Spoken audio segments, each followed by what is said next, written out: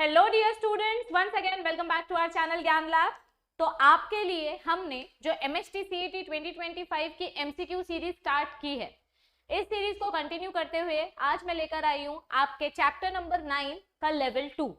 आज के सेशन में हम ऑलमोस्ट 20 एमसीक्यू सॉल्व करेंगे और मैंने आपको लास्ट सेशन में भी बताया था कि इस चैप्टर का वेटेज इंपॉर्टेंट है। इस चैप्टर को ऑप्शन में रख के कोई फायदा नहीं है। तो जब आप एमसीक्यू को आंसर करेंगे, मेक श्योर आपके सामने नोटबुक रखी हुई हो। जैसे ही क्वेश्चन डिस्प्ले होगा, पहले अपने नोटबुक में आंसर लिखो, उसके बाद वीडियो में आगे सोल्यूशन देखो। तो इससे आपको पता चलेगा कि आपकी प्रिपरेशन कितनी हो रही है। ठीक है, so let's start with our control and coordination level 2। ये रहा अपना पहला क्वेश्चन। Which of the following statements about electrical synapse are correct. Electrical synapse के बारे में क्या क्या चीजें हमको पता है। इलेक्ट्रिकल सिनैप्स क्विक होता है। इलेक्ट्रिकल सिनैप्स के दो न्यूरॉन्स के बीच में जगह कम होती है। फ्लो ऑफ आयंस होता है, there is no flow of chemicals and हाँ बस इतना ही पता है। ठीक है, तो देख लेते हैं। और केमिकल सिनैप्स से फास्ट होता है। सो इलेक्ट्रिकल सिनैप्स में the membrane of pre synaptic and post synaptic neurons are in very close contact. मतलब ये ऊपर वाला न्यूरॉन, ये नीचे वाला न्यूरॉन, इनके बीच का स्पेस बहुत कम होता है, approximately 2 to 4 nanometers. So this is correct. During electrical synapse, the chemical flows directly from one neuron to another. गलत। इलेक्ट्रिकल सिनैप्स में केमिकल फ्लो नहीं होता है, आयंस का फ्लो होता है। And electrical synapse is by directional. ये मुझे याद नहीं आ रहा था, तो electrical synapse is by directional. The transmission of impulse across electrical synapse is faster than chemical synapse. ये भी सही है, क्योंकि गैप कम है ना। केमिकल सिनैप्स में दो न्यूरॉन्स के बीच में 20 नैनोमीटर्स का गैप होता है और इलेक्ट्रिकल सिनैप्स में 2 नैनोमीटर्स का गैप होता है। तो ऑब्वियसली स्पीड ज्यादा होगी क्या इलेक्ट्रिकल सिनैप्स में। Electrical synapse are unidirectional. No, अभी जस्ट मैंने बोला इलेक्ट्रिकल सिनैप्स बाय डायरेक्शनल होते हैं, केमिकल सिनैप्स यूनिडायरेक्शनल होते हैं। तो यहाँ पे कौन सा स्टेटमेंट करेक्ट है? Which of the following statements are correct? Option number 1 and option number 3। These two statements are correct and other 2 statements are incorrect. क्योंकि ये देखो, इलेक्ट्रिकल सिनैप्स का डिस्टिंग्विश बिटवीन भी है, यहाँ पे आपको डायरेक्शन भी पता चल जाएगा, और यहाँ पे आयंस या चार्ज पार्टिकल्स का ट्रांसफर होता है। केमिकल्स केमिकल सिनैप्स में ट्रांसमिट होते हैं। ये देखो, ये डायरेक्शन, आयंस, गैप सब इधर दिया है। Next question, which of the following statements are correct about the mid brain. तो मिड ब्रेन के बारे में कौन से स्टेटमेंट्स हमको पता है? Which of the following statements are correct? It is located between diencephalon and pons varolii. तो मिड ब्रेन कहाँ पर लोकेटेड है? Diencephalon is a part of forebrain and pons varolii is a part of hindbrain. तो mid brain यहाँ पे अपना thalamus है, ये एपिथैलेमस है, ये हाइपोथैलेमस है। तो इसके बीच में डायनसेफ्लॉन एंड पॉन्स वेरोली के बीच में अपना मिड ब्रेन होता है। यहाँ पे मिड ब्रेन है। This is correct. It has narrow passage called iter which connects third and fourth ventricle. ये मिड ब्रेन के बीच में से यहाँ पे थर्ड वेंट्रिकल है, यहाँ पे थर्ड वेंट्रिकल है, और इससे कनेक्ट करते हुए यहाँ पे फोर्थ वेंट्रिकल है। तो मिड ब्रेन के पीछे से आइटर पास होती है। This is also correct. It consist of foramen of Monro and occipital lobe. Occipital lobe fore brain का पार्ट है, तो ये मिड ब्रेन में कैसे आएगा? This is incorrect. और फोरामेन ऑफ मोनरो इसको बोलते हैं थर्ड वेंट्रिकल को, ये भी फोर ब्रेन का पार्ट है, तो ये भी मिड ब्रेन में नहीं आएगा। So statement number 1 and statement number 2 are correct. Statement number 3 is incorrect. Okay, next question. ये देखो, थर्ड और फोर्थ वेंट्रिकल के बीच में से आइटर पास होता है and it is present between diencephalon and pons varolii. Next question, the human hind brain comprises of the 3 parts, one of which is। तो ह्यूमन हिंड ब्रेन मतलब रोम्बेनसेफ्लॉन, मतलब हमारा lowest part of the brain. तो hind brain consist of 3 parts. कौन कौन सा part आएगा? यहाँ पे पॉन्स वेरोली, ये पॉन्स वेरोली है, ये मेडुला ऑब्लोंगेटा है, और पीछे यहाँ पे सेरिबेलम है, आर्बर विटे जैसा झाड़ जैसा स्ट्रक्चर जो है, दिस इज सेरिबेलम। और यहाँ पे आगे स्पाइनल कॉर्ड कंटिन्यू होता है। So pons varolii, medulla oblongata and cerebellum, these are the part of hind brain. So only one option is correct. ये फोर ब्रेन का पार्ट है, ये स्पाइनल कॉर्ड है, ये भी फोर ब्रेन का पार्ट है। यस, ये देखो, cerebellum, pons varolii, medulla oblongata, hind brain. Next question, which of the following is not an endocrine gland? Endocrine gland मतलब क्या होता है? डक्टलेस ग्लैंड, जो बिना डक्ट्स के अपना हार्मोन ट्रांसपोर्ट करते हैं। तो ऐसी कौन सी ग्लैंड है जो एंडोक्राइन ग्लैंड नहीं है? Yes, thyroid gland is endocrine gland, adrenal gland, pituitary gland, sebaceous, ये भी एंडोक्राइन है। एड्रिनल ग्लैंड से आपके एसीटीएच हार्मोन्स बनते हैं। पिट्यूटरी ग्लैंड तो एंडोक्राइन ग्लैंड है, इसमें सारे हार्मोन्स बिना डक्ट के ट्रैवल करते हैं। सेबेशियस ग्लैंड मतलब ऑयल ग्लैंड, और ये ऑयल ग्लैंड हमारे बॉडी के स्पेसिफिक फेस के स्पेसिफिक पार्ट्स में प्रेजेंट होती है, जो डक्ट से कनेक्टेड होती है। चैप्टर नंबर 8 का जो वन शॉट लेक्चर है उसके लास्ट वाले टॉपिक में मैंने बताया है। इनफैक्ट 11th स्टैंडर्ड का जो चैप्टर है एक्सक्रीशन एंड ऑस्मो रेगुलेशन, उसमें भी हमने पढ़ा है, करेक्ट, एक्स्ट्रा एक्सक्रीटरी ऑर्गन्स। तो सेबेशियस ग्लैंड के पास डक्ट होती है, इसीलिए it is not endocrine. Which one of the following hormones do synthesised elsewhere but is stored and released by master gland? तो कौन सा ऐसा हार्मोन है जो बनता कहीं और है और रहता कहीं और है? मास्टर ग्लैंड मतलब हाइपोथैलेमस। कौन सा ऐसा हार्मोन है जो हाइपोथैलेमस में बन के कहीं और स्टोर होने जाता है? हाइपोथैलेमस में बन के ये पिट्यूटरी ग्लैंड में स्टोर होता है। हाइपोथैलेमस के ही हार्मोन्स हैं जो पिट्यूटरी ग्लैंड में जाके स्टोर होते हैं। देखो, हाइपोथैलेमस दो हार्मोन बनाता है, ऑक्सीटोसिन एंड एडीएच, पर ये अपने हार्मोन्स को कभी अपने पास नहीं रखता, ये अपने हार्मोन्स को पोस्टीरियर पिट्यूटरी में स्टोर होने के लिए रख देता है। This is anterior pituitary.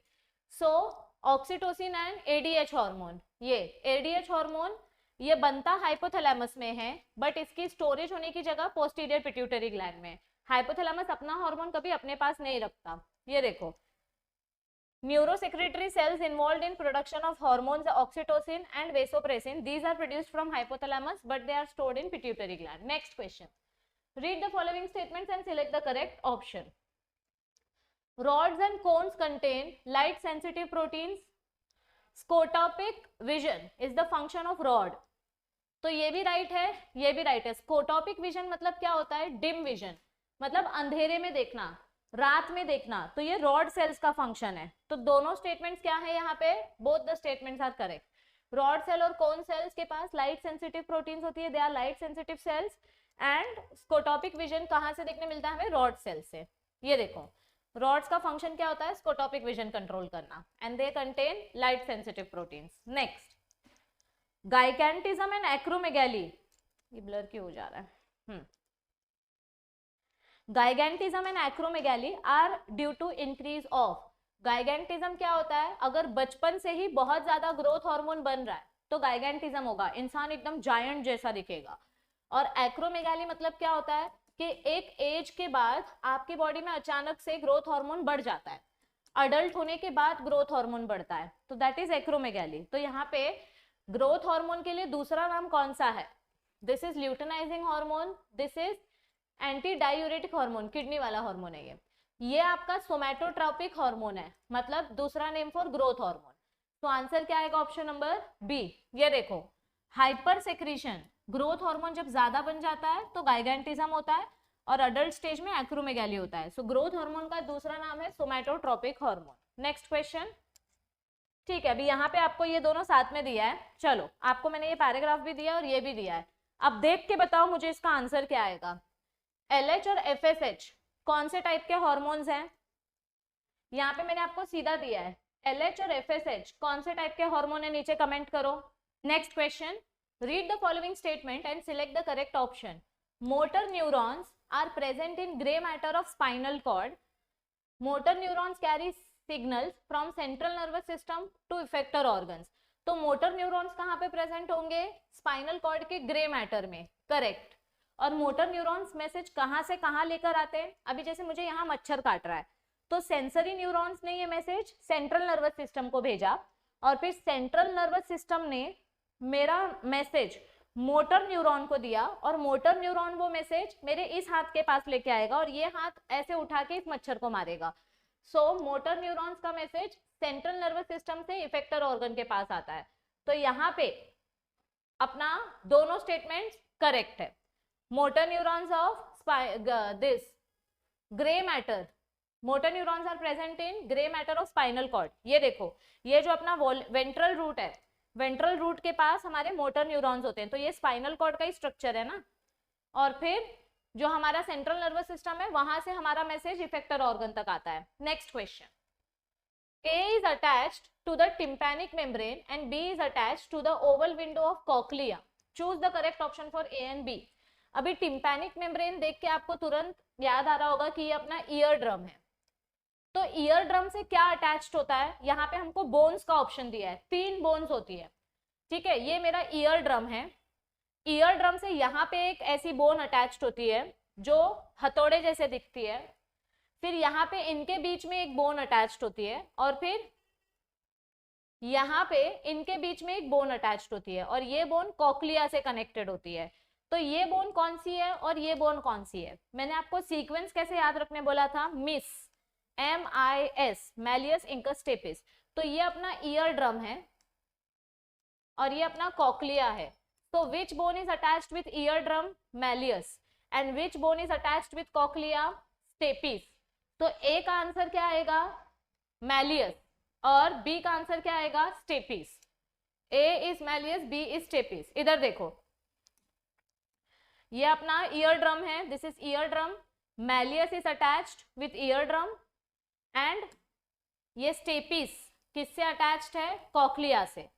ये देखो, ये वाला जो बोन है स्टेपिस, ये कॉक्लिया से अटैच्ड है, और यहाँ पे जो बोन है मैलियस, ये ईयर ड्रम से अटैच्ड है। समझा ये आंसर? तो ऐसे ट्विस्ट करके भी आपको ईयर ऑसिकल्स के ऊपर क्वेश्चन पूछे जा सकते हैं।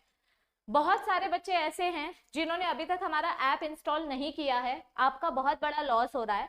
अगर आपने अभी तक ऐप इंस्टॉल नहीं किया है तो आप ये जो 200 MCQs हमने आपको फ्री में दिए हैं, ये आप सॉल्व नहीं कर पाएंगे। अगर आपको ये फ्री मॉक टेस्ट अटेम्प्ट करना है तो आपको 1 रुपया भी भरने की जरूरत नहीं है। सुन लो ध्यान से कैसे करना है।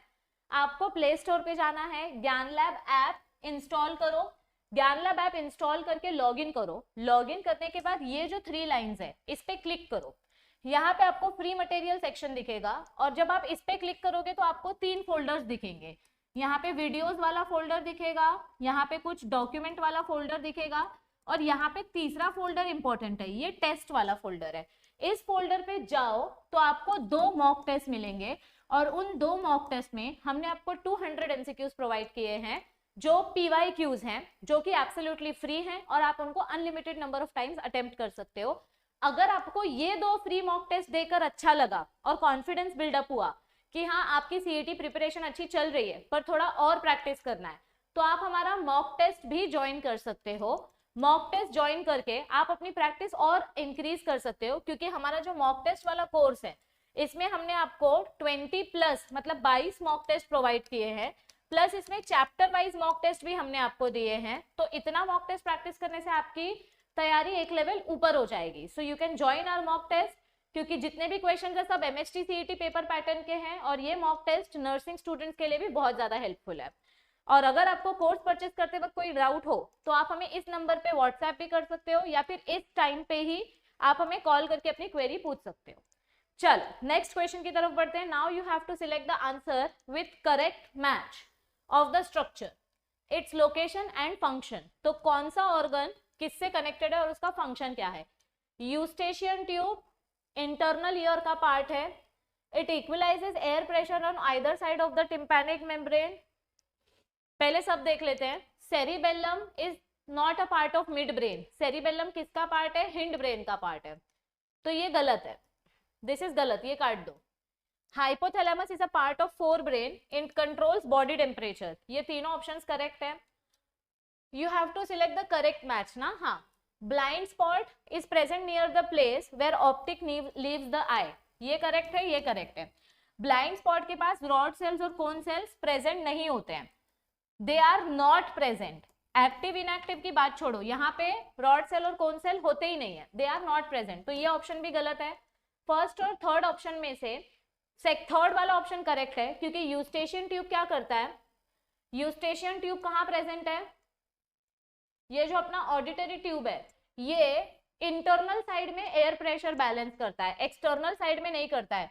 Equalises air pressure on the opposite side of the tympanic membrane, not before the tympanic membrane. Okay, क्योंकि वो pharynx से connected होता है. Next question, identify the mismatched pair. Okay, अभी cone cells का काम क्या होता है? Daily vision control करना. Correct. Retinol is a type of vitamin A protein. Correct. Rod cells का काम होता है dim vision में देखने में help करना. कलरफुल विजन हमको कौन सेल से मिलता है? सी, ऐसे मैंने याद करने बोला था, कौन, कलर. एंड विट्रस ह्यूमर, हमारे आईज के अंदर जो ह्यूमर होता है, रेटिना और लेंस के बीच का जो लिक्विड होता है, उसको विट्रस ह्यूमर बोलते हैं. So this is also correct. Only our option number C is incorrect, क्योंकि कौन सेल से कलर्ड विजन प्रोड्यूस होता है. ये देखो, cone cells are responsible for day light and coloured vision. Rod cell से सिर्फ नाइट विजन में देखने में हेल्प होती है. और आईज का लेंस और रेटिना के बीच का जो लिक्विड है, दैट इज विट्रस ह्यूमर, जो ट्रांसपेरेंट जेल जैसा होता है, जो नरिशमेंट प्रोवाइड करता है आईज को. Next, in the following diagram showing axon terminal and synapse A B C D E respectively represents. अब इसके लिए मैं आपको डायग्राम दिखाती हूँ. ये देखो डायग्राम, एक्चुअली नेक्स्ट स्लाइड में हम पहले लेबलिंग करते हैं. ये कौन सा लेबल आएगा यहाँ पे? दिस इज एक्सॉन टर्मिनल, ये अपना एक्सॉन टर्मिनल एंड है. फिर बी क्या है? Synaptic vesicle. तो देखो एक्सॉन टर्मिनल, सिनैप्टिक वेसिकल, ये गलत, ये गलत, ये गलत, बाकी मैच कर लो. सी क्या है? Synaptic cleft. डी क्या है? न्यूरोट्रांसमीटर ब्रिज या फिर रिसेप्टर. और ई क्या है? न्यूरोट्रांसमीटर्स. तो इसका आंसर क्या आएगा? Option number B. ये देखो सब लेबल्स यहाँ पे आपको दिए हुए हैं. नेक्स्ट क्वेश्चन, रिफ्लेक्स एक्शन कैसे काम करता है? What is the pathway of reflex action? यहाँ पे देखो रिफ्लेक्स एक्शन में सबसे पहले क्या होता है? हमारा इंपल्स जनरेट होता है. सबसे पहले इंपल्स जनरेट होता है रिसेप्टर की मदद से. फिर ये इंपल्स मतलब stimulus, stimulus is the first step. Stimulus first step आएगा. सेकेंड स्टेप क्या होगा? ये मैसेज सेंसरी न्यूरॉन की मदद से स्पाइनल कॉर्ड के पास जाएगा. सो स्टिम्युलस जनरेट हुआ, स्टिम्युलस जनरेट करके सेंसरी न्यूरॉन्स की मदद से ये मैसेज स्पाइनल कॉर्ड के पास गया. ओके, और फिर स्पाइनल कॉर्ड ने इस मैसेज को कन्वर्ट किया और ये मैसेज आया मोटर न्यूरॉन के पास. और फिर मोटर न्यूरॉन से ये मैसेज अपने इफेक्टर ऑर्गन के पास आता है. So first step is stimulus, second step is sensory neuron, third step is motor neuron and fourth step is our effector response. तो इसमें से आंसर क्या आएगा? What will be the answer for this question? मैंने underline भी किया है. सब लोग इसका आंसर नीचे कमेंट करो. Next question, you have to match column 1 with column 2 and you have to identify the correct choice. Okay, cerebrum का क्या फंक्शन होता है? सेरिब्रम यानी अपना largest part of the brain, it is known as the site of intelligence. तो cerebrum के पास हमारा इंटेलिजेंस सेंटर है. यहाँ पे ब्रोकास एरिया है, वर्निक्स एरिया है. नेक्स्ट है सेरिबेलम. सेरिबेलम क्या करता है? न्यू एक्टिविटी सीखने में हेल्प करता है, बॉडी का बैलेंस मेंटेन करके रखता है. So cerebellum maintains equilibrium of the body. Okay, A का आंसर आएगा एस, बी का आंसर आएगा टी. देन नेक्स्ट क्या है? हाइपोथैलेमस. हाइपोथैलेमस क्या करता है? It is responsible for hunger and thirst. तो सी का आंसर आएगा P. And then last mid brain. Mid brain क्या करता है? Mid brain controls our posture and muscle tone. Rate of heart beat medulla oblongata control करता है. मतलब ये हिंड ब्रेन है इसका आंसर, लेकिन हिंड ब्रेन का ऑप्शन अपने को दिया ही नहीं है. तो एक लास्ट ऑप्शन बचा क्यू. तो आंसर क्या आएगा इस क्वेश्चन का? ए का एस, बी का टी, सी का पी एंड डी का क्यू. कमेंट करो नीचे इसका आंसर क्या आएगा. मैंने मैच करके दिया हुआ है. Again next question, match the column type. You have to match column 1 with column 2. Hypothalamus hormone क्या बनाता है? मतलब हाइपोथैलेमस ग्लैंड कौन सा हार्मोन बनाता है? इट फॉर्म्स गोनाडोट्रोपिन हार्मोन्स, यानी GnRH, gonadotropin releasing hormone. Anterior pituitary gland से कौन सा हार्मोन बनता है? FSH and LH. Flat pig हमने पढ़ा है ना. एंटीरियर पिट्यूटरी ग्लैंड के हार्मोन्स कौन से होते हैं? Flat pig. तो FSH और LH एंटीरियर पिट्यूटरी से बनता है. पीनियल ग्लैंड से कौन सा हार्मोन बनता है? Melatonin hormone. एंड ओवरी से कौन सा हार्मोन बनता है? ईस्ट्रोजन. आप बोलोगे मैम रिलैक्सिन भी ओवरी से बनता है. रिलैक्सिन ओवरी में बनता है, लेकिन ईस्ट्रोजन स्टार्टिंग स्टेज में बनता है. रिलैक्सिन बाद में बनता है, कॉर्पस ल्यूटियम बनने के बाद, तो पहली प्रायोरिटी ईस्ट्रोजन को देंगे और दूसरी प्रायोरिटी रिलैक्सिन को देंगे, यहाँ पे ऑप्शन के हिसाब से देखा जाए तो, क्योंकि इनडायरेक्टली रिलैक्सिन कॉर्पस ल्यूटियम से बन रहा है बट ओवरी से डायरेक्ट ईस्ट्रोजन बन रहा है। सो इसका आंसर क्या आएगा? ऑप्शन नंबर ए का आंसर है टी, बी का आंसर है आर, सी का आंसर है एस और डी का आंसर है क्यू। इन दोनों के बीच में कंफ्यूजन ना हो इसलिए मैंने ये एक्सप्लेन किया है, ठीक है। Next question, the correct sequence of meninges from inner to outer side is, बाहर से अंदर की तरफ जाएंगे तो क्या सीक्वेंस आएगा? पैड। अगर आप अंदर से बाहर की तरफ जा रहे हो ना, इनर टू आउटर साइड, अंदर से बाहर जाओगे तो पहले आता है पिया मैटर, फिर आता है एरेक्नॉइड मैटर, फिर आता है ड्यूरा मैटर, मतलब पैड। और अगर बाहर से अंदर की तरफ जाओगे आउटर टू इनर साइड तो डैप। तो बताओ इधर आंसर क्या आएगा? अंदर से बाहर की तरफ जाना है, मतलब ये सीक्वेंस फॉलो करना है, पहले पिया मैटर, फिर ड्यूरा मैटर, एरेक्नॉइड मैटर और फिर ड्यूरा मैटर, पिया एरेक्नॉइड ड्यूरा। तो इसका आंसर क्या आएगा? ऑप्शन नंबर सी, पिया arachnoid dura. Next, read the following statements and answer the following question. Peripheral nervous system is divided into somatic and autonomic nervous system. Correct. Sympathetic nervous system को हम somatic बोलेंगे और autonomic nervous system, या इसको somatic nervous system भी बोलते हैं, and this is autonomic nervous system. Autonomic nervous system आगे सिंपैथेटिक और पैरासिम्पैथेटिक नर्वस सिस्टम में डिवाइडेड है, so this is correct. Central nervous system includes brain and spinal cord, this is also correct. Central nervous system में brain और spinal cord आता है। And efferent nerve fibre transmit impulse from central nervous system to peripheral organ. Efferent nerve मतलब क्या होता है? Motor nerve. Efferent nerve मतलब क्या होता है? Motor nerve. तो motor nerve, efferent nerve transmits impulse from central nervous system to peripheral organ, this is also correct. आपको क्या पूछा था यहाँ पे? Read the following statements and how many statements are false. एक भी स्टेटमेंट फॉल्स नहीं है, क्योंकि ये जो इफरेंट नर्व है ये सेंट्रल नर्वस सिस्टम का मैसेज लेकर आया है अपने ऑर्गन तक। इफरेंट नर्व की मदद से मैसेज सीएनएस से ऑर्गन के पास आता है, तो ये भी तो करेक्ट स्टेटमेंट हुआ। So none of the statements are false, क्योंकि आपको फॉल्स स्टेटमेंट ढूंढने बोला था। ऐसा ध्यान देना कि क्या पूछा है, ट्रू पूछा है कि फॉल्स पूछा है। Next question, this is the second last question.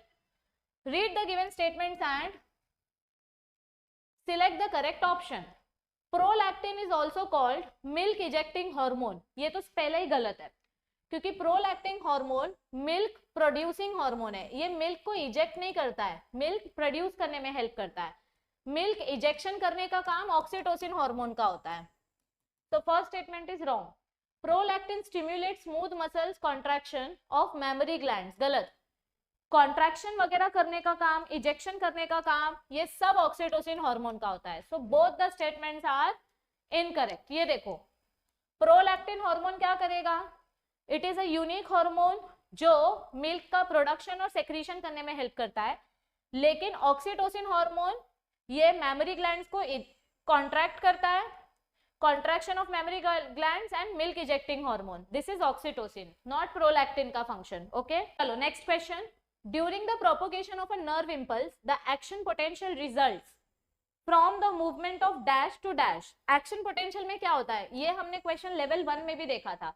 Action potential के टाइम पे जब हमारे नर्व के ऊपर मैसेज आता है तो बाहर जो सोडियम आयंस है, ये सोडियम आयंस सेल के बाहर से सेल के अंदर शिफ्ट हो जाते हैं। सो बाहर की पॉजिटिविटी अंदर शिफ्ट हो जाती है। So sodium ions from extracellular fluid they shift into intracellular fluid. अंदर का सोडियम आयन बाहर नहीं जाएगा, बाहर का सोडियम आयन अंदर आएगा। So एक्शन पोटेंशियल के टाइम पे हमको क्या देखने मिलता है? ये देखो, सोडियम आयंस अंदर आ रहे हैं, ये देखो चार्ज बदलते जा रहा है, sodium ions move inside, this is called as action potential. Okay, so here we are done with our today's session.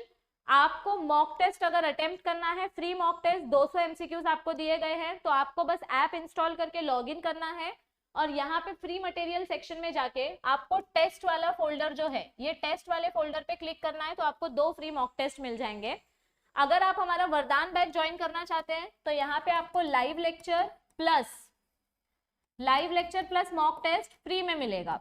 वरदान बैच में आपको लाइव लेक्चर प्लस लेक्चर का रिकॉर्डिंग, ये मेन कंटेंट है जिसके लिए आप पैसे देते हैं। तो इसमें मॉक टेस्ट फ्री में मिलता है, सारे मॉक टेस्ट यहाँ फ्री में मिलते हैं। लेकिन अगर कोई लेक्चर नहीं देखना है किसी को, तो आप सिर्फ हमारा मॉक टेस्ट वाला कोर्स भी ज्वाइन कर सकते हो, क्योंकि मॉक टेस्ट में हमने सारे क्वेश्चंस PYQ पैटर्न के हिसाब से सेट किए हैं और एग्जाम पैटर्न के हिसाब से सेट किए हैं।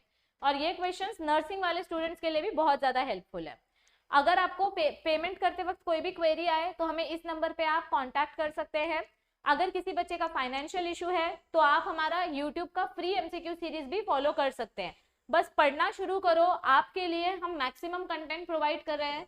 आज मैंने आपको जो जो क्वेश्चंस पूछे हैं अपने आंसर नीचे कमेंट करो, और अब नेक्स्ट चैप्टर का MCQ मैं जल्दी लेकर आऊंगी। लेकिन उससे पहले आपको मेरा एक काम करना है, इस वीडियो को मैक्सिमम शेयर करो अपने फ्रेंड्स के साथ, चैनल को सब्सक्राइब करने बोलो, ताकि हमारे कम्युनिटी पोल्स का नोटिफिकेशन उन तक पहुंच सके, हमारे वीडियोस का नोटिफिकेशन उन तक पहुंच सके।